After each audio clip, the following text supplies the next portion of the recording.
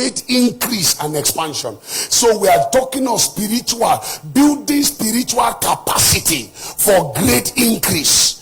Building spiritual capacity. Why? Because there are different areas you need to build capacity. It's what you build inside that make you produce outside. Listen to me. Prophecy does not come because you are called to be a prophet. Prophecy is come because of what you spiritually build as a spiritual tank. Come, my brother. You see this, my brother and my friend, at the course of the service, he walked into the church. Dr. David Prayer is a prophet. I was offering him coke when we got to the office. He said he's on a 10 days, he take only water. Now, you can't come under that spiritual assignment and begin to speak empty word.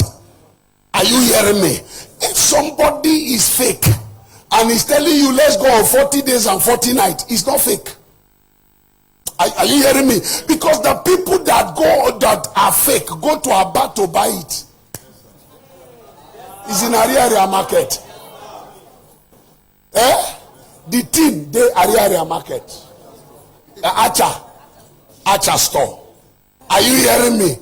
You can't pay the price and not have the brute.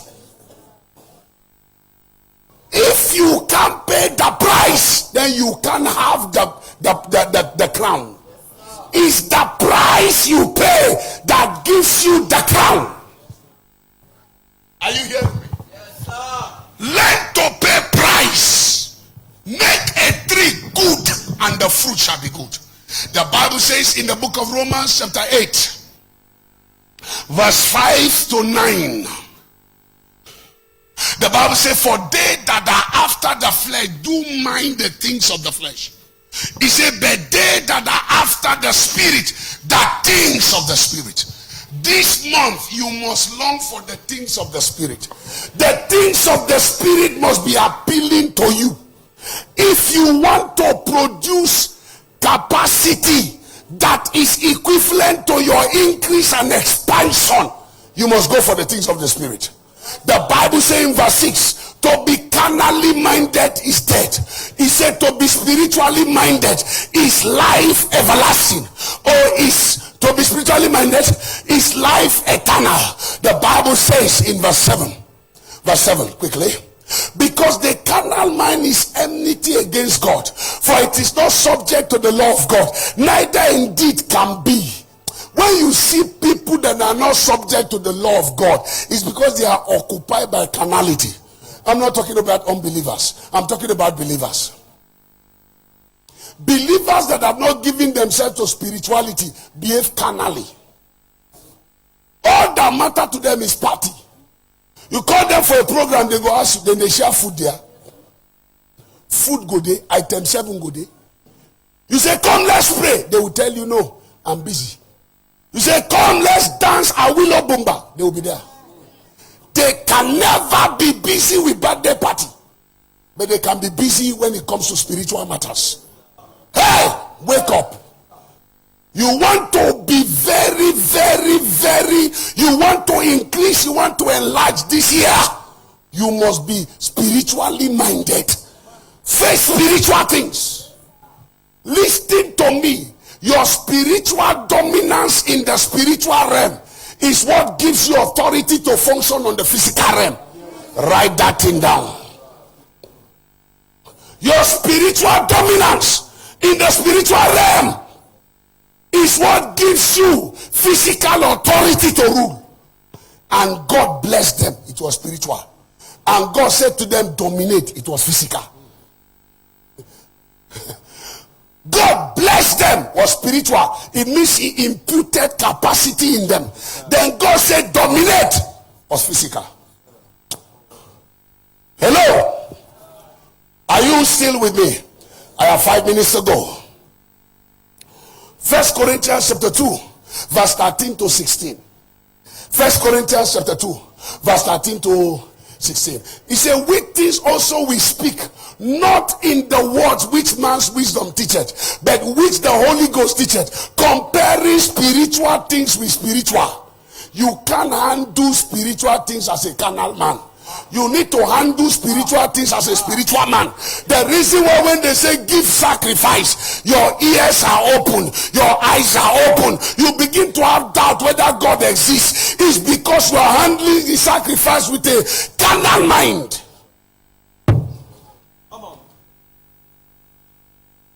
Carnality has possessed the church of the end time.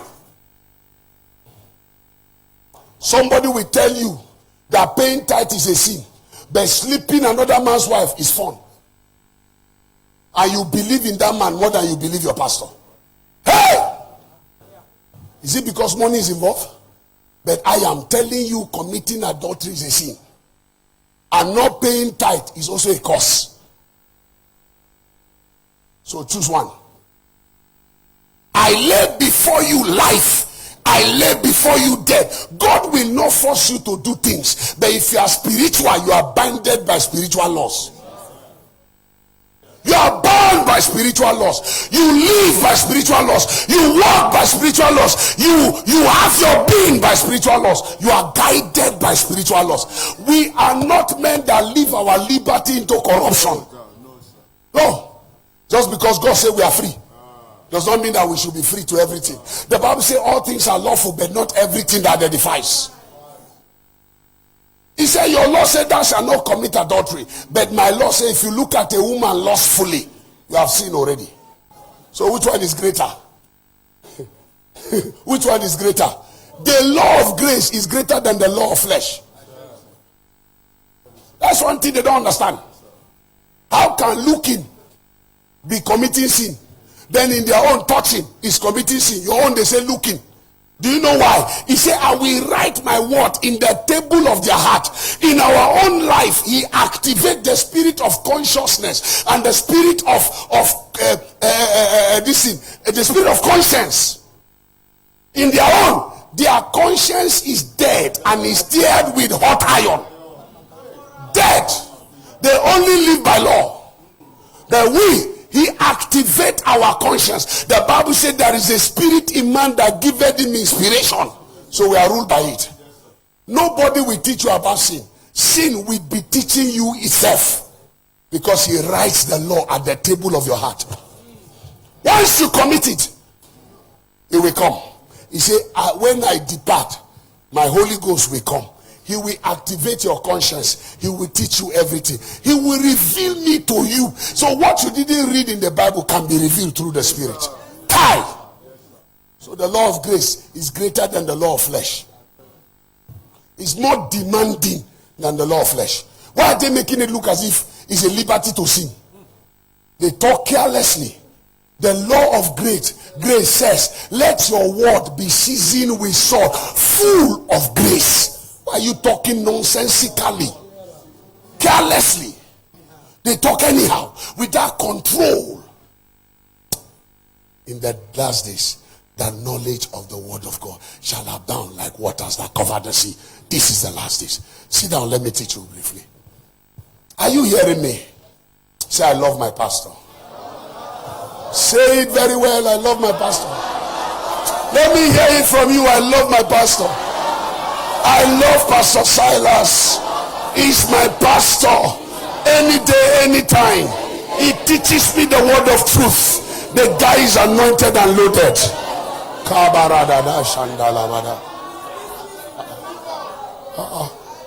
If you not talk, who go talk him? Even Jesus said, who do men say I, the Son of Man, am? Matthew chapter 16. He said, Peter, lovest thou me? It's good for me to ask. I love my pastor.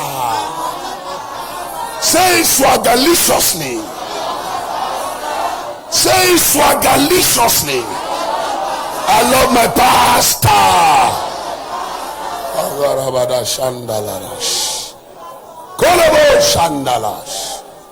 When you say it, in case any spirit is whispering something in your heart, the spirit will not talk again. Are you hearing me? Because when what you say in your mouth dominates your heart. I love my pastor. My pastor is a good man. Even if I'm not good, say it. I am a good man.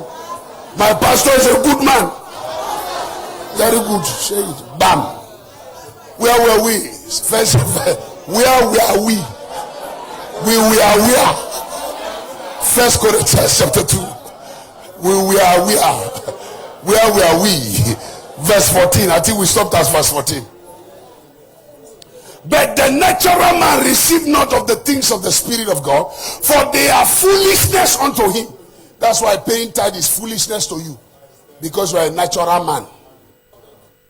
Coming to church is foolishness to you. Coming to Wednesday service is foolishness to you, because you are a natural man. The natural man does not love the things of the Spirit, because they are spiritually discerned. He said they are foolishness to him. Neither can he know them, because they are spiritually discerned. How can a man that is not born again, what you are asking him is give seed, give sacrifice? You, the pastor, say you are stupid. First of all, tell him give your life. Then by the time he gives his life, then by the time you teach him the word of God, then he understands the word of God. When you say sacrifice, he knows what you are talking about. That's the reason why they are calling us thief. You meet a man today. By the grace of God, one of my sons is here. He has taken me to meet some great men. Met some powerful men. Powerful men in the society. Well positioned, well placed. We had the privilege to have a wedding here, and the former governor of the state was here. Seated. He sat here. I didn't bring him to front seat. My brother came. He came to front seat. My brother is a pastor. This chair is for pastors. It's not for His Excellency. As much as we are small, I know what God called me to do. If we can come here now, he go, the highest honor I will give him, I will sit him here. Then I will excuse the instrumentalist and put probably his eights. Then if he didn't come with his eights, he will sit as an instrumentalist with the instrumentalists. Reasons are, the Bible says give honor to whom honor is due. I've given him the honor, but that is what is due for him. I will not vacate my seat and say, our father in the state is here. Let him sit on my seat. This is anointed. He is not anointed. He is elected, not anointed. And there is selected. He is elected. So, are you hearing me? He sat here after we finished. I walked him outside. I said, sir, are you going to the reception? He said, no, I'm leaving from here. He was expecting me to take him to office. Anyway, then to the office was very wonderful. So I didn't want to take him to see our nyash where we. The honor way and see here, I don't do. When I carry and go that side, he goes, oh. So we talk. And I walk him to his car and his aids, and he drove off. I didn't say, can I have your number? Didn't say anything. Do you know what he said to me? You will hear from me from my boy. I've not called the boy and said, your organ never called me. It ends there. One day we were traveling to Abuja. I boarded the plane. I was seated in the business class. And I turned. I saw him. So I walked to him. I said, His Excellency, sir, how are you? He said, fine. Did you remember me? He said, why won't I remember you? Up to now, my wife. He came with his wife. My wife is reminding me your message. And my message didn't change that day. Husband, love your wife. And I hit the nail. And the wife was like, yes, say it. Say it. Let him hear. Say, my wife didn't allow me to rest without your message. Are you understanding? Are you hearing me? So don't lose your grounds. Understand the place of spirituality. Don't go after mundane things. The word of God came to me, and I told my friend, and my friend said, my son said to me, okay, I'll take you to the senator. And I went to the senator, and first thing, they kept us at the gate for some time before we came in. We are on appointment, but maybe he forgot the appointment. Though when we came in, he apologized, but I was offended. And we sat down to wait for some time, and he went somewhere, another parlor. Instead of waiting for us, he dozed off. I was offended. When we got there, I refused to deliver the message. A prophet that is offended does not deliver message. So he now said, Pastor, I have been tired. I've been seeing people. Just pray for us. I say, Father, thank you. Keep him to sleep well this night. I told my son, can we go? He looked at his PA. He said, send your account number. Let them send you transport to go. Up till now, I never collect the transport. I don't need them.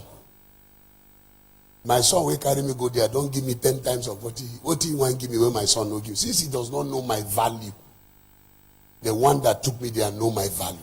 To take care of me. Listen to me. Don't sell your birthright for anything. To be spiritually minded. Give me that scripture. You are very important to me than anybody in the world. Do you know why? Because you are the one God gave me access to teach the word of God. The one I don't have access to, I will not be boasting with him. I know senator this, I know minister this. It's not important. When I go there, I enter line. Will I go to your house and enter line? Are you crazy? Immediately you hear your pastor say, hey, come on, open the gate. You can even come and say, pull the gate out. When he finish, we fix it back. Are you hearing me? Now, listen and understand, so that you will not be following wrong things and wrong men. Give me the scripture, please. But he that is... our time is up, sorry. I didn't know. This watch, look, I fix am. This thing now is bringing confusion. Let's stand up and close. Now the same you go say go on. Now the same you go leave church. And no one lose anybody again.